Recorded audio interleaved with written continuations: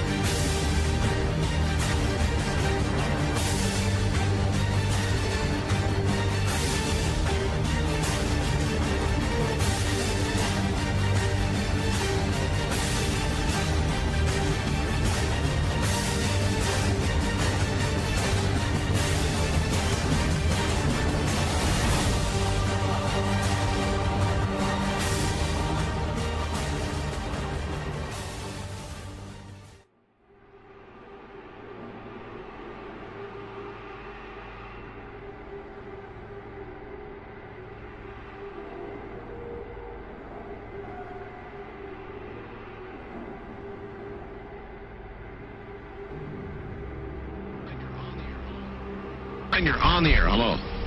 Hello, Art. Yes. Hi. I don't have a whole lot of time. Well, look, let's begin by finding out whether you're using this line properly or not. Area 51. Yeah, that's right. Were you an employee or are you now? A former employee. Former employee. I was let go on a medical discharge about a week ago, and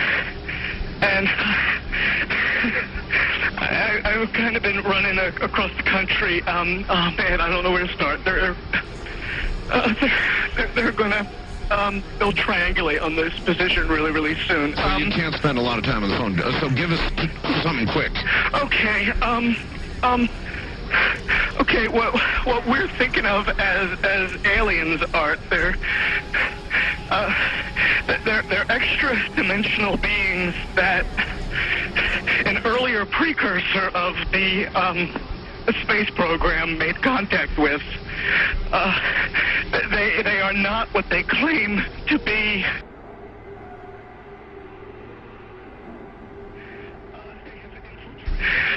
They have infiltrated a lot of aspects of the military establishment, particularly the Area 51. The disasters that are coming, the military, I'm sorry, the government knows about them, and there's a lot of safe areas in this world that they could begin moving the population to now, Art. But they're not doing anything. They are not. They want the major population centers wiped out so that the few that are left will be more easily controllable. Discharge.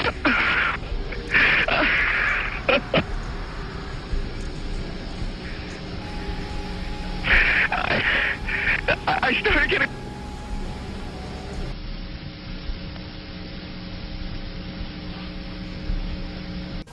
In some way, something knocked us off the air, and we're on a backup system now. It's the government, or... I don't know. It has to be something, though. Well, did you hear... Now, you tell me because you were listening. That was awful strange. There was a really weird guy on the air when it went off? Yeah. Real weirded out. Like, going sort of sounding paranoid, schizophrenic? Like crying and everything. Yeah. And how far into the conversation was it when it went off? Just a couple, about 15, 20 seconds, I'd say. Oh, you guys you really missed a call then, and I've got a feeling somebody didn't want you to hear it. Yeah. Because it was really strange. All of a sudden, I'm hearing Mark Furman, and when That's right. Well, then now network, of course, went immediately to a backup tape while we tried to figure out what blew up here. The transmitter went, so that's what you heard suddenly, for some unknown reason. I've never seen it do this in all the years that we've been on the air. I have never seen the transmitter in this way just simply fail, massively fail, like a massive heart attack of some kind.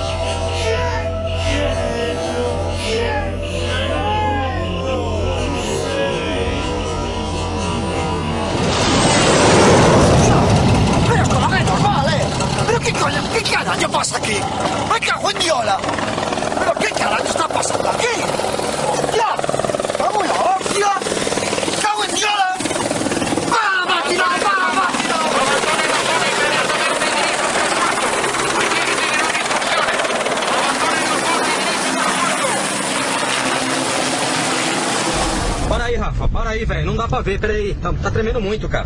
Para aí, Rafa. Para aí. Caralho, velho.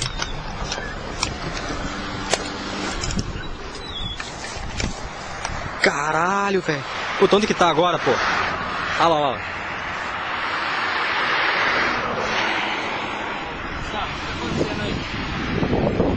Velho do céu. Falei que eu tava vendo alguma coisa. Lá do teu lado, lá, pô. Nem 4 horas ainda, velho. Ainda teve nem pra Lençóis e voltar pra Bauru ainda.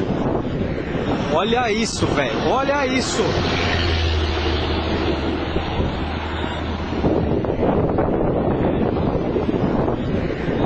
Ó, puta, você não tem que ver onde o Zu vai buscar isso aqui, velho. Você não tá vendo nada aí, filho. Você tem que ver aqui na máquina. Ô, Rafa, tá virando, velho. Puta que pariu, velho.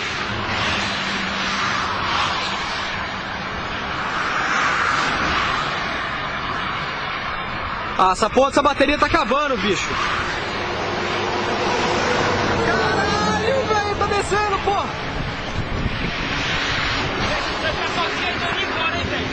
Pera aí, para de ser medroso, caramba. Puta que pariu, bicho. Tá tremendo pra caralho, bicho. Wind below a certain parameter for the safety of the aircraft and for the ability for the spray to accurately hit the target. We need to have a certain sea state to get agitation on the surface so that the dispersant will... You getting all this? The World Trade Center? That's the same thing. What is that? It's over there.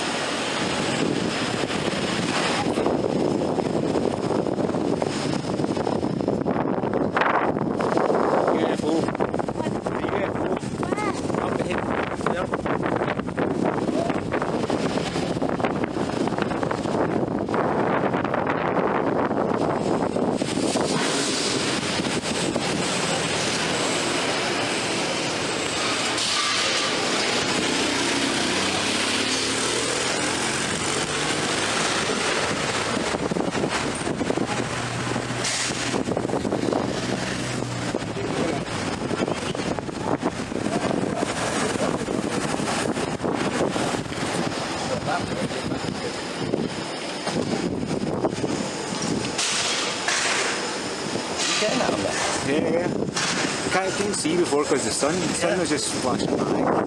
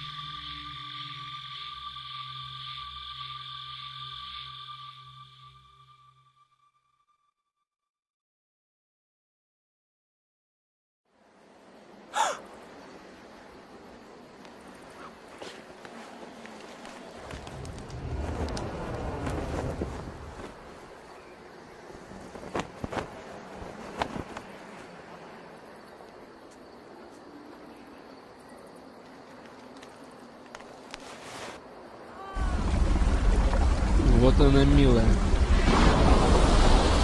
Каждую пятницу ошивается здесь. Давай, давай, вали отсюда! I think it's almost a foregone conclusion that they're out there. Take a look at our galaxy. There are 100 billion stars in our galaxy. Now take a look at the galaxies of the universe. We can actually count them. In the visible universe, our telescopes have the range to see 100 billion galaxies. Well, how many stars are there in the visible universe? Count them. 100 billion times 100 billion.